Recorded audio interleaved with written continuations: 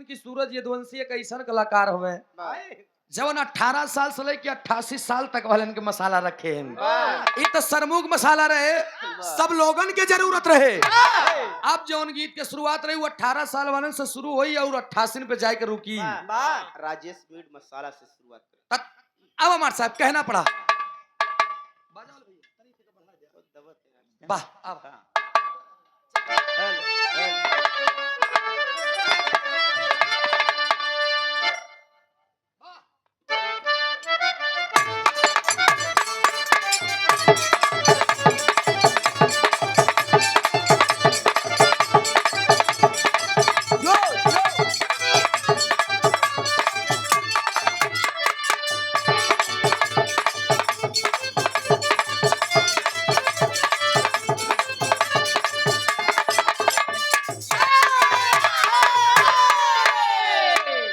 बड़ी सुंदर गीत लाइन हमारे मार साहब बजावत हुए। इस जमाना ये अलग हो गई है। बतावा कोनो बेचारा एगो बाप रहे, एक बिटिया, एकलौती बिटिया, पूरी जिंदगी की कमाई उसने लगा दिया अपने बेटी की शादी में। पूरी जिंदगी की कमाई लगा दिया। कूलर लाया वारंटी गारंटी के साथ, फ्रिज लाया वारंटी गारंटी के साथ, अलमारी लाया वारंटी गारंटी के साथ, सब कागज ले जाए के अपने बिटिया के दे दें। जब सवेरे विदाई होइला तब बिटिया अपने मनवा में सोचे कि कूलर फ्रिज अंखा पंखा ये सब के वारंटी गारंटी कागज दे आए, हम भेजता है, हमार कौन वारंटी गारंटी बा। लेकिन वो बहुत दिमागदार रही। वो एक सादा कागज बेचारी लेके अपने चेस्ट पॉकेट में डाल ले। जब पहुंची हुआ, जब सैया जी आए ना, जैसे घूंघट में हाथ लगाए तो मेहरारू कहा भाई डोंट टच माय घूंघट। अरे वाह, अंग्रेजी जानत रही का। लड़की बतावत बाकी सुनो सुनो, भले भी यहाँ कह के लाई आया, पहले हमारी बात सुना। का बताए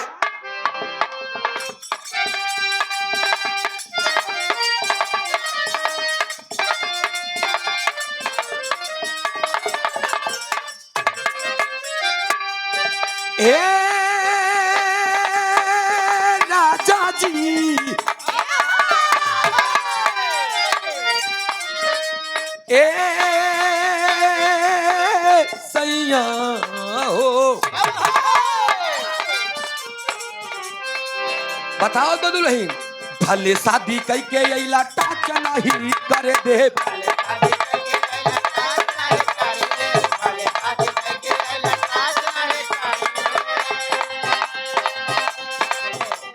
मिली ना जवाब जब ले देह नहीं धरे दे।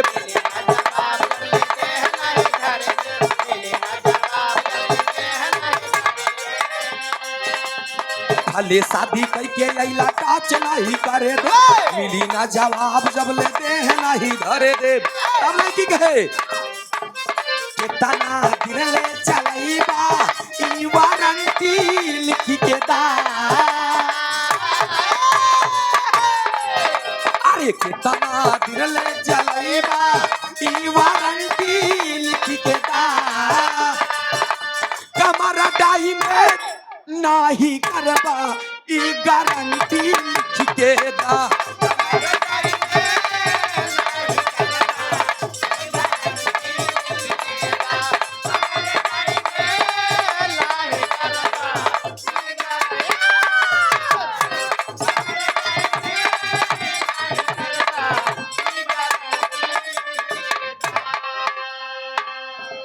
और ये जयसिंह यादव जी, जिला पंचायत गौरा की धरती से 201 रुपया का पुरस्कार। बहुत बहुत नमस्ते बा, प्रणाम बा, आशीर्वाद की चाह बा। और ये अनिल फ्लावर डेकोरेशन, सेवाडी, फूलपुर, प्रयागराज, बहुत से माया का पुरस्कार। ये जो सजावट आप लोगों को दिख रहा है, बहुत सुंदर सजावट बा, बहुत भव्य मंच आपने सजाया है। बहुत से माया का पुरस्कार। बहुत बहुत नमस्ते बा, प्रणाम बा। बच्चा चौधरी भाई कहाँ है ना वो बच्चा चौधरी? अच्छा अच्छा, बच्चा चौधरी साहब 100 रुपया का पुरस्कार। पूरा पढ़ा, पूरा पढ़ाओ। कहाँ लिखा है? कुछ लिखा है का?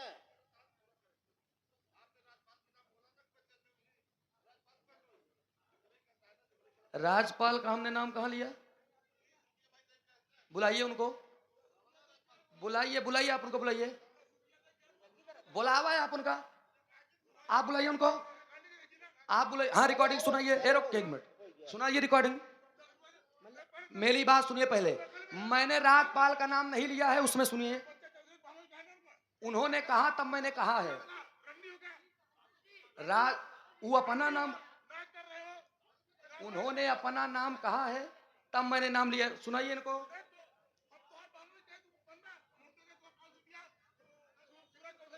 अरे यार तो हमको बताना चाहिए ना, हम तो क्या बात। अरे यार चाहता है तू लोग यार तब आएंगे कि बहुत बांका था ये कहां चाहता वो आदमी जो कहवाया है उसको नहीं कह सके। अगर कोई बुलवाए अगर उसने बुलवाया है तो उसको नहीं कह सके आप।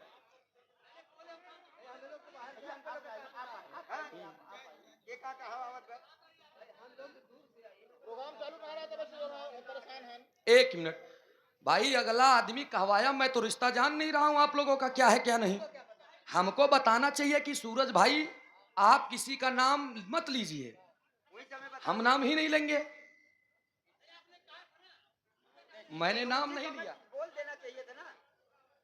चलिए ठीक ठीक ठीक, कोई बात नहीं, ठीक ठीक ठीक ठीक। अरे जब आपने इतना कह दिया तो बहुत कुछ है भाई हमारे लिए। नहीं बोल पाए भाई, हमको लोग काम मालूम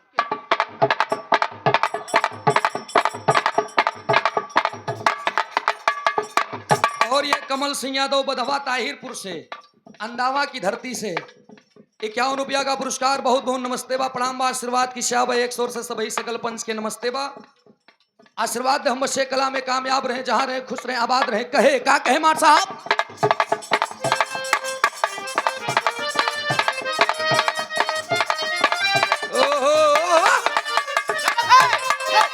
अरे कितना दिन ले चलैबा ई वारंटी लिख के दा, कितना दिन ले चलैबा ई वारंटी लिख के दा, कमर डाई में नाही करबा ई गारंटी लिख के दा।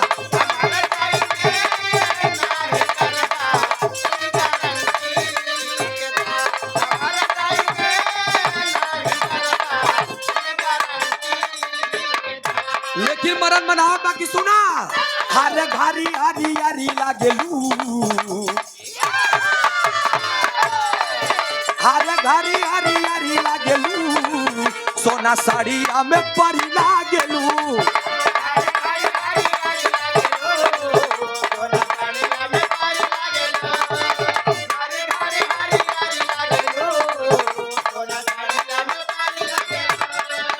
तोरा कैसी जोड़ा नहीं के, तोरा कैसी जोड़ा नहीं के, चले वाली तारा करी लागलू, खट्टा मीठा खट्टा मीठा खट्टा मीठा रस भरी लागलू, सोना साड़िया में परी लागलू।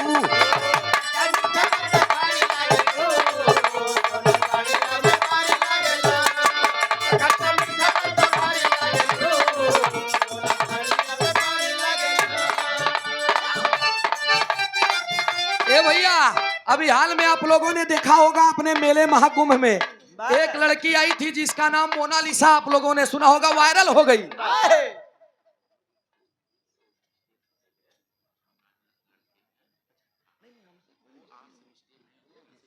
कोई दिक्कत नहीं, ठीक ठीक। और ये हमारे आदरणीय आप सम्मानित श्री बाबूजी श्री राजनाथ यादव जी, आपके सुपुत्र नमो भैया, आपके भोला यादव जी 201 रुपया का पुरस्कार। बहुत बहुत नमस्ते बा, प्रणाम बा, आशीर्वाद की आकांक्षा में प्रतीक्षा बा, शांति के परिचय दा आप लोग, बहुत बहुत शुक्रिया, बहुत बहुत धन्यवाद। आशीर्वाद की एक शाबा। ए भैया यही मेला में मोनालिसा आई थी और आंख उसकी नीली थी, थोड़ा सा वायरल हो गई। हमारे मित्रों ने हमको लेकर के गए, कहा संगम में हम चाय पी रहे थे, उससे मिलने के लिए हम गए थे। और जब हम ओकरे पास गए ना तो प्रीतम प्रयाग हमारे भाई हैं और दिलीप अंकित आंसू सभी लोगों ने मिलकर के एक गीत लिखा। क्या लिखा?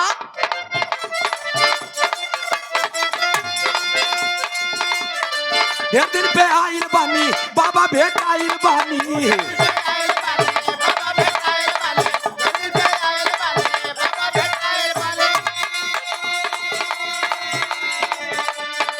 हरी ना दुख परेशानी बतिया कली ना मानी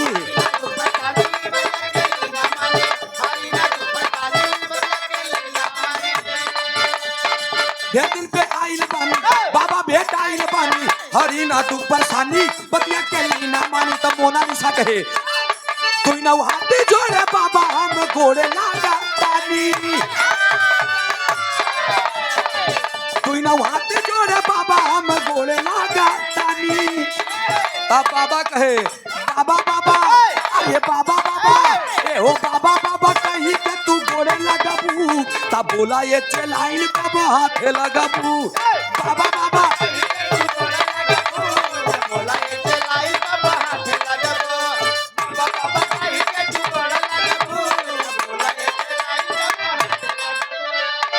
और ये राजकुमार यादव जी फूलपुर की धरती से 151 रुपया का पुरस्कार देकर आपने हौसला अफजाई किया, बहुत बहुत शुक्रिया।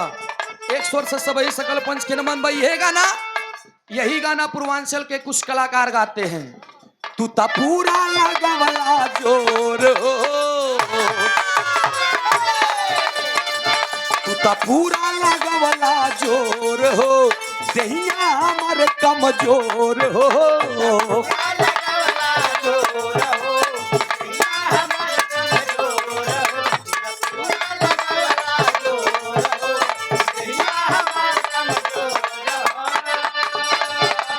पूरा लगवला जोर हो, दहिया हमर कमजोर हो। तो मेरा रूप है तनिको दर्द नहीं गाता, अरे तनिको दर्द नहीं गाता, बाथाता बाथाता बाथाता, अरे बाथाता बाथाता बाथाता, कमरिया मेरा जब बाथाता बाथाता,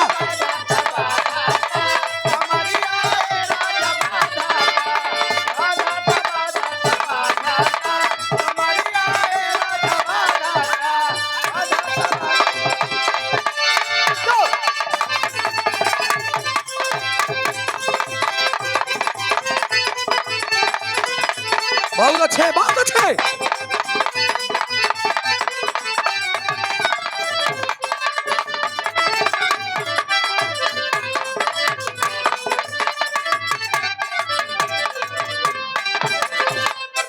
और ये मूल